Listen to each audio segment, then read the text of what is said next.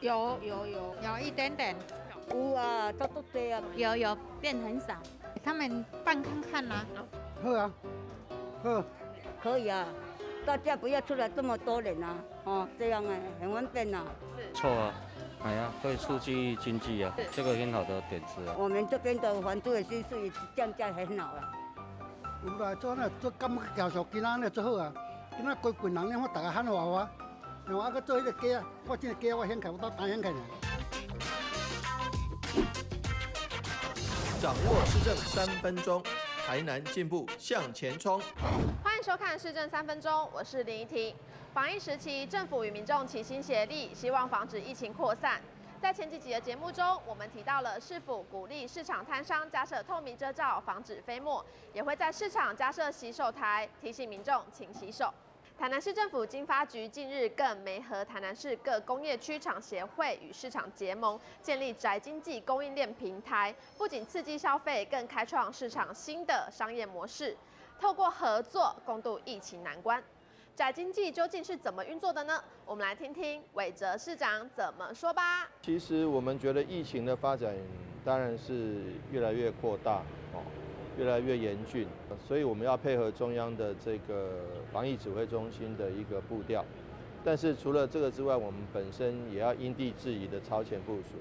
为了因应将来希望不要到来，但是可能会到来的这个比较严重的社区感染，也为了担心民众不出门采买，影响了这个市场摊商的这个收入跟他们的经济，所以我们先来提早建立能够有市场来做宅配，摊商们都很有防疫意识，所以他们都用他们的方式，或者是市府帮忙补助一半来做防疫，这点我们都是非常谢谢他们的配合。那我们市府也希望说，帮忙他们建立一些宅经济，不管有没有发生疫情严重化，建立宅经济总是对摊商的一个帮助。希望说他们的生意能够更多元，多二水料厂商需要拜所用的货品，能够帮他们做集中采买。那逐步的，我们再跟学校，再跟个别的企业，甚至跟婆婆妈妈，因为很多摊商他们都有习惯的老客户可以打电话，不方便出门的时候，或者是来不及出门的时候，他们可以打电话来订，订了以后，这个他们就可以集中去运送宅配。这点是希望说减少人跟人的接触，像我刚刚用还用现金来买，将来如果可以用这个行动支付的话，就避免人跟人的接触，避免钱纸钞成为传播疾病的这个媒介，我们都一步一步来，尽量做好。接下来请收看中嘉新闻。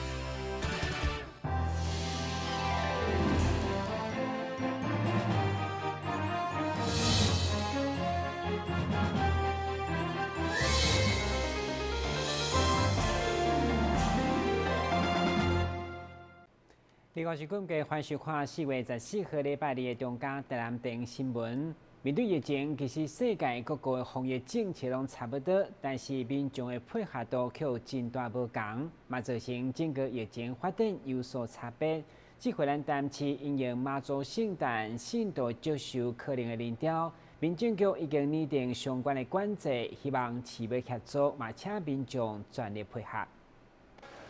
4月15，农历3月23是妈祖圣诞，为了因应到时信众组织，民政局已经针对市庙拟定防疫管制，特别规划进出的动线1.5公尺的社交距离，包括信众参拜柜点嘛拢提掉，同时加强跋杯甲签机的清洁消毒。这些防疫作为，信众嘛拢真配合，希望大家都爱有共识。这边也做的是都有画那个位置的，但是不见得香客一定会按照那个距离去站。但是我们自己会知道，我们会自己去跟他保持距离，这样子做好防疫措施。口罩就一直戴着这样子。对啊，这边是庙内的人是都做得很好啊，量体温什么都有做好。对此，市长为贴14号嘛提前到大田宫为妈祖接受，宣导相关入庙防疫加管制，请庙方协助，嘛请信众全力配合。伊讲，若信徒祭拜妈祖保持距离，确保健康，相信妈祖嘛真欢喜。那怎么样帮妈祖过生日，就是很多信众会来妈祖的庙宇来祭祀祭拜，尤其防疫期间，大家心里面为了求心中的宁静平静，所以都会前来庙宇中。那当然这个部分我们市府还有会配合中央防疫指挥中心的规定，对于到寺庙参拜，包括社交距离的维持，还有包括这个种种的该有的防疫措施，口罩、洗手这个清洁液的这个部分，我们都会提供。那也拜托大家一起努力，不要因为在这个拜拜的时候造成摩肩擦踵，然后造成一个可能的防疫破口。这点是很期待，也相信妈祖一定也希望说他的信众来参拜的时候，大家都健健康康、平平安安的。就表示，目前暗时特定的营业场所防疫已经有相当悬的共识，嘛做比较较好的处理。顶多是历史的宫庙，一旦无注意，就会出现破口。根据了解，目前台南真侪间知名的宫庙已经配合政府的管制措施。台南新闻管制何乔邦采访报道。台南市会第3届第3次定期会14号召开听书委员会，会中除了确定定期会对4月30到7月8号总共70天，其中强调防疫已经做好超前的部署，其中地事厅除了控制无超过100人，而且各局处的业务报告嘛将分上下午，避免人员超过集中。议会定期会定数委员会下午由议长郭信良、副议长林炳利甲这位定数委员共同召开。会中确定议事的日程表，将对4月30到7月8号来召开，总共70天。议会强调，防疫不停止，目前已经做好超前的部署，包括议事厅的人数会控制伫100人以下，而且市府各局处的业务报告也将分顶下晡来召开。避免人员超过头集中。市议会呢，在这段期间呢，引领了很多的方式，包括超前部署，将整个的议事的运作，如果发生疫情的话，要将整个的接待人员移到外面，包括我们如果家里有议员有议员确诊的话，遭到隔离的话，那我们要怎么的处置？那我们如果议员的话确诊的话，那我们要如何怎么样处理？那都已经有做模拟，也不排除做视讯的会议和整个在家上班的整个程式，那我们已经超前部署完毕。那所以向各位的各位同仁说明。那我们首先呢，都是今天呢定期大会的议程呢是召开了整个的定期大会整个的议事日程。那议事日程的定定呢，就是由4月30日到7月8日召开整个的定期大会的议事日程这个的草案。那我们如果各位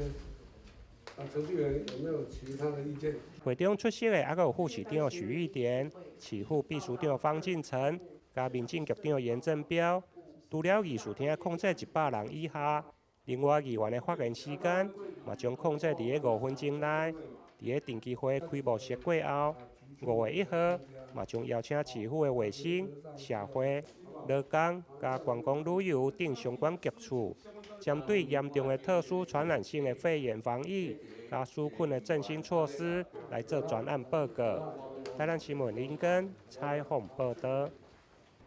国民党主席江启臣顶个月9日以后，已经陆续拜访各县市的议会党团等地方的党部。14号上午，伊嘛来到台南市会，希望听出党团成员对党务改革意见。江启臣表示，国民党改革两环路线等等，拢爱充分甲地方沟通，同时建立中央甲基层的分工合作。国民党主席江启臣一家人伫2位单一县顶南陪同进入台南市会，要甲所有议会国民党团的成员座谈，听出基层心声。座谈进前接受媒体访问表示，国民党要开创新局，中央甲地方一定要掌握民意的联络窗口，透过分工合作，并且提出具体行动，才是真改革。我们也希望听取我们地方党部还有我们议会党团的意见因为毕竟也涉及到整个国民党未来的发展不管是在党务的改革组织的改造甚至是青年的发展乃至于两岸的路线等等，我想我们都必须听取我们基层党员，还有我们基层的从政同志他们的想法跟意见，所以这是一个沟通也是一个情谊，那更重要的是一个合作那此外，因为现阶段我们还在防疫，所以很多防疫的工作不是只有中央的这个法案通过或预算通过，你像今天在立法院，我们下午也要审查这个纾困预算的第2期的部分那这个都涉及到未来在地方的执行，所以我们有必要听取地方的意见。也因此呢，我到这几个县市的拜访，包括我们议会党团也好，或者地方党部，我一定都会把我们的立院党团的代表一同请下来，就是希望他们也把我们议会的意见带回去。第二个，透过这样的拜访，我们希望建立未来的联络窗口跟管道让我们的立院党团跟我们的议会党团将来能够分工合作能够在最短的时间然后这个第一时间反映民众的意见，那把这个中央跟地方整合在一起。我想这是这段时间大概过去1个月我拜访我们各县市一个最重要的目的。当然，江启臣9年以后面对改革无同的声音，伊坦诚这真正常，强调绝对整体国民党未来发展是一个对的方向，就需要来展开。当然，这当中有一寡必要沟通，所以今仔特别南下拜会台南市议会党团。国民党加油！台新闻顾问及何乔芳采访报道。台南市会甲务委员会上午是在会刊民行路619项的15米道路工程。根据了解，该间工程总经费3.9亿，目前头尾已经开工，不过重在路况有部分却只有8米，所以议会希望甲务局整体规划，避免道路大细条影响交通。为疏解台86线永兴路的车流量，市府工务局规划民行路619项拓宽为15米的生活宽道路。目前头段永兴路到民行路，伫去年8月份已经开工，预计今年底会当完成。而尾段滨南路到喜民街，包括用地甲工程费，目前正在执行当中。全部是1.45亿里面补助8成，所以你把它加起来大概就是1.1亿所以加已经在做加的工程补助款大概到7、8千万啦。其他你只若土地买了，你要做工程的钱，伊才补助你。所以阮甲算起来，大概就是2400万。这zat就是1200万，这是安尼算的。我甲你讲，一直甲大家报告这个工程费，中央补助这样。是毋是未来会当补助用地？其实我嘛一直咧甲营建署联系啦。咱的建署长是咱台南市吴新修嘛。我所了解，伊正忙咧研拟啦。就讲但迄哪会送去到国发会，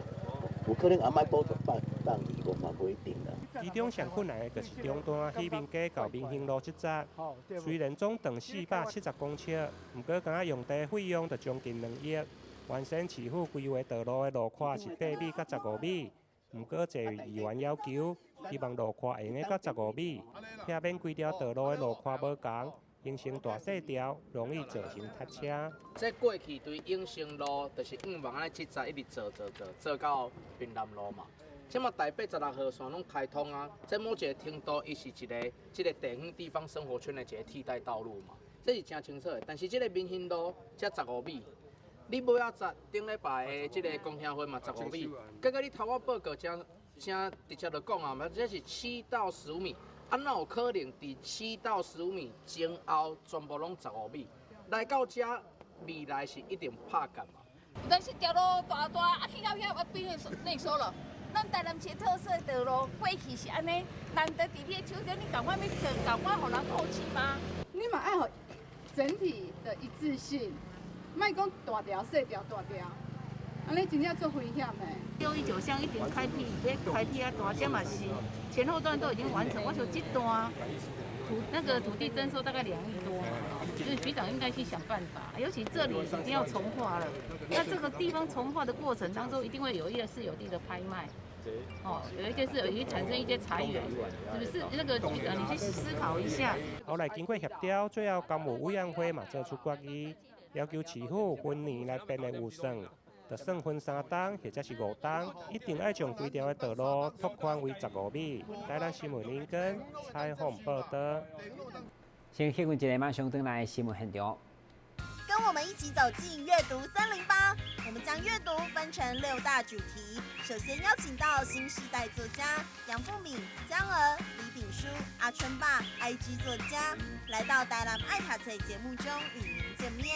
敬请锁定每晚8点半第3公用频道。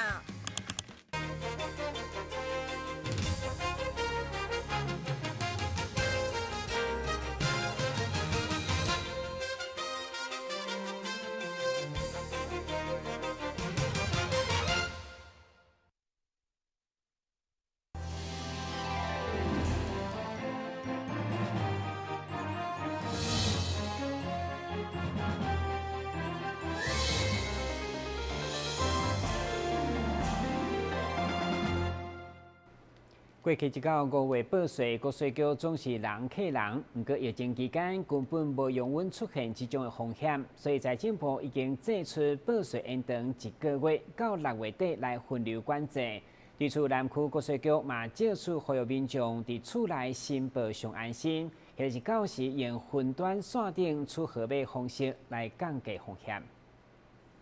现在防疫期间，来到南区国税局，因除了做好量体温、喷酒精、加维持社交距离等相关的管控。面对财政部4月13号公布今年报税缴纳期间全面延长到6月底决定。对此，南区国税局局长卢振秀表示，当然上好就是民众伫厝内家己网络报税，唔免出门。但如果真正爱到国税局申办，到时嘛采取云端线顶出号码，也就是参像病院挂号时间到才来就好，希望减少人潮聚集的风险。我们最重要的是，鼓励民众可以在家完成你的申报作业。好，因此呢，如果你能够在家完成网络申报，或者你有收到税额试算的这个核定通知书的人，税额试算申报书的人，你就可以在家完成回复的确认。我们有增加这个云端线上取号的系统，那让民众呢，你可以在线上取号，然后透过我们的网站，你就可以在家里看到，你取的号码跟我们现场服务的号码还差多少，那你就可以计算你来到国税局的时间，那减少人群的这个聚集。好，这是第一个。线上取号。那第二个，如果你没有这个线上取号，你已经来到现场，我们当然还是要量额温，要控制你的这个体温，按照指挥中心的一些防疫措施，我们都一定要做。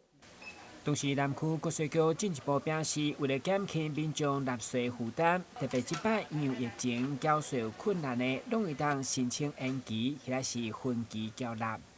受到疫情的影响，可能营利事业它的收入就会骤减。那对个人而言呢，他可能就是他服务的营利事业去申请要减班休息。那如果是个人因为这样子的一个情况，你服务的营利事业去申请减班休息，或者是说你被通知要就是减薪，或者是非自愿性的离职，或者是说你这个月的平均你的那个上班日是达到这个月1/2以下的，那这些都可以来申请延期或者是分期缴税。那所谓延期呢，就是最长可以延1年，那分期呢就可以分36期，也就是3年。网络报税省时方便一直是推广的趋势。面对这波疫情的冲击，今年开始佫有新的潮流，也就是透过手机认证完成注册。5月开始，地当用认证订立线顶版的申报系统，用者无卡买当报税时代。台湾新闻管制何乔芳采访报道。咱东区新开一间臭豆腐专卖店，因为因的臭豆腐是用2摆发酵方式来制作，所以口感相当的特别。而且头家佫用情人果加柑仔蜜来做配菜，真无共款。毛该店虽然伫疫情期间来开店，毋过受到消费者推荐，食好到小报。煮甲酥酥香香的臭豆腐是真侪台湾人喜爱小食之一，但因为臭豆腐的独特气味，互真侪人毋敢接受。东区牛龙路顶一间新开的臭豆腐店，因兜的臭豆腐就是采用2次发酵的做法，不只会当降低臭豆腐的味，佫会当增加酥脆口感，受到消费者的推荐。它这个蛮特别的，就是有加这个，这是番茄嘛，对，然后像它那个还有芒果青这样子。第一次吃到臭豆腐加芒果青。芒果青哦，对，而且吃起来口感会不会很奇怪？不会啊，还蛮搭配的，意外的搭配。这边的那个臭豆腐跟一般的不太一样，它比较跟传统的不一样。哎呀，这个比较类似那种酵素的那一种臭豆腐，它吃起来酥酥脆脆的。而且老板还有搭配那种那个情人果啊，还有番茄啊。我之前是没有这样子吃过啦。可是我上一次吃过之后，我觉得那个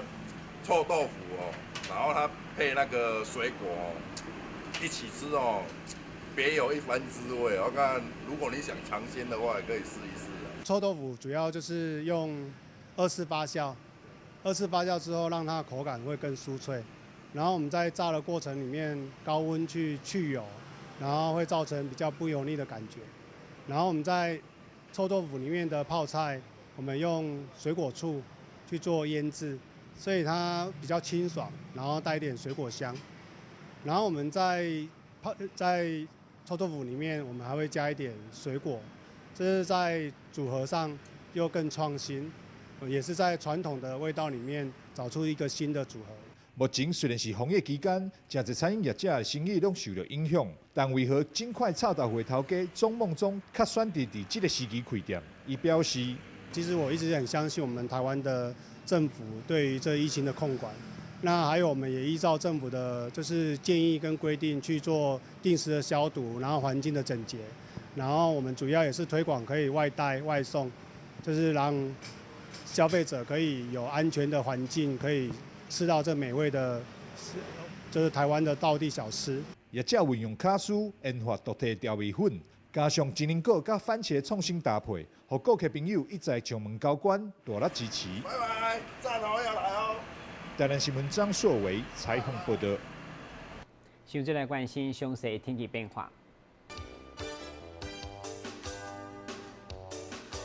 明仔是好天，有时这份的天气，温度16度到24度，白落雨，海面平均风力4级到5级，上大阵风7级。感谢收看4月14号的中嘉台南电视新闻，咱再会。